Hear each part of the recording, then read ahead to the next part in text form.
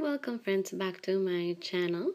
Today we are going to be learning 3 different knots that we can use, which are very practical and useful to work with our yarns. When one skein is already done and we're going to start with the second one, these knots are very useful for this, for yarns of one color or yarns of 2 colors, however you may want to use them. They're very useful and very practical. And it is the fisherman's knot, the Russian join, and the magic knot. So let's go ahead and get started. So we're going to go ahead and get started. The first one and the one that I use the most is this one. So we're going to approach yarn A and yarn B in this way. And this yarn A is going to roll the yarn B, and then yarn B is going to roll yarn A. So we're going to go ahead and pass this one under the other one, and we're going to make a knot with this one, like this. See? So the purple did a knot around the white one. So now let's do it backwards. The white one is going to do a knot around the purple one. So we go ahead and pass it. And we're going to do a normal knot, a very simple knot of 1 loop. And now it looks like this. So now we're going to go ahead and pull both ends like this. And look at how it looks. And the more you pull, the more ensured the knot is. So now the only thing that we have left is to go ahead and cut the threads that are left over. And the good things about this knot is that you can cut very close and nothing happens to the knot. It doesn't loosen. And it's very, very easy. See? Then we remove this from here. And see how the knot already looks. And we can pull and we can pull and we can pull, and it will never become loose, because as I said, the more you pull, the more ensured the knot remains. This is my favorite. This is the one that I use the most. This is the one that I learned first how to use. Okay, for the Russian join, we're going to need a tapestry needle, which is the one that has the hole that is larger where the yarn fits through. So we're going to take our yarn,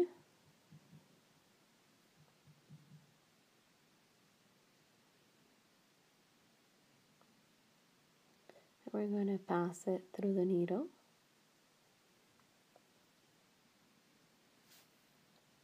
And it's going to look like this. So we're going to be rolling up the needle like this. We're going to be threading it, and we're going to go through the yarn. So we're going to do this approximately for the length of 4 inches.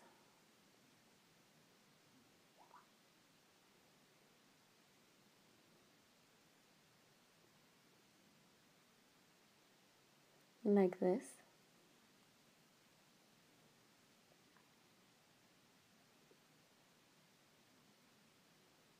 And I think we have sufficient length right now. So now we're going to pull the needle, but when we pull the needle, we need to be careful that at the end we're going to leave a loop, that's where the second yarn is going to go through. So we put our finger right here so that we don't lose this loop. So we pull this. Let's go ahead and pull it. We're going to do it like this. We remove the needle, and then we're going to keep pulling like this. We're going to be pulling the yarn.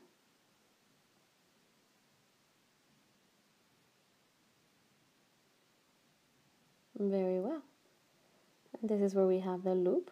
So we remove this, and this is how it looks. And the same thing we're going to do with the next yarn. We're going to go ahead and do the exact same thing.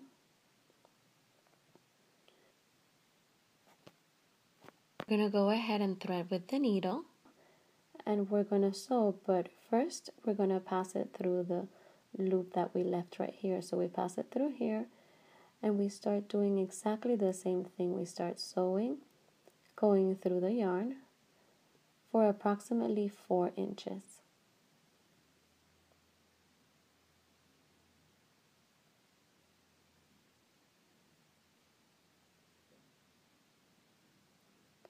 So the closer you make them, the better. The stitches are going to be closer together.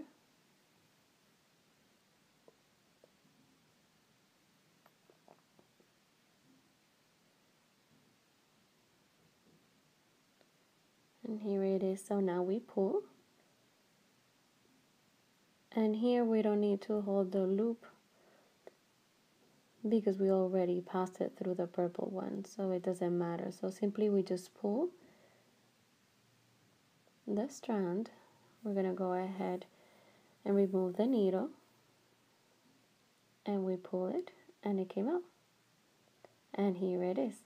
So now we're going to be pulling so that this twist will go ahead and close and will remain very well completed. So we're going to be pulling like this, and the same thing with the purple. We're going to try to lose a twist, and we pull here,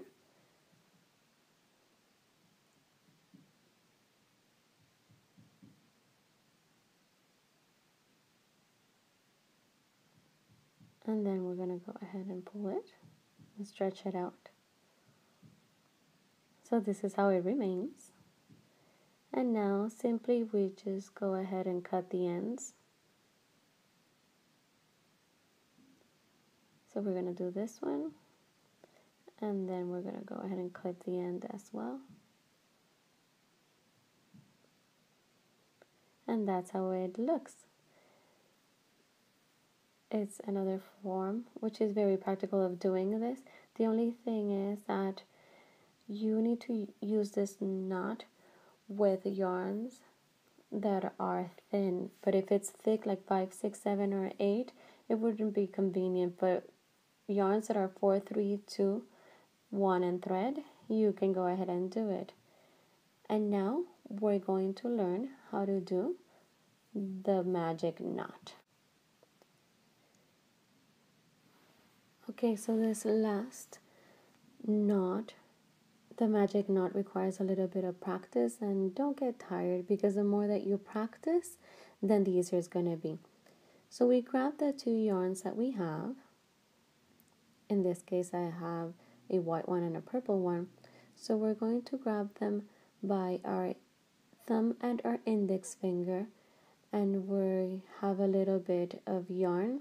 It doesn't have to be long, but we're going to go ahead and circle our thumb and behind the yarns twice. And the second time, it's going to go ahead to the right of the first circle that we did, and we circle it back, and there it is, 2 times. But now we have to do it a 3rd time, so we're going to go ahead and do it in front of the 2 yarns. Okay? And when we have this like this, we're going to go ahead and turn inward what was left over of the yarns, and we're going to start pulling this very softly.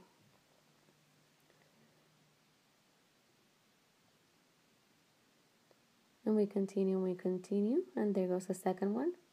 And see, look at this. It's very pretty, right? I don't even need to go ahead and cut what's left over because it's very easy.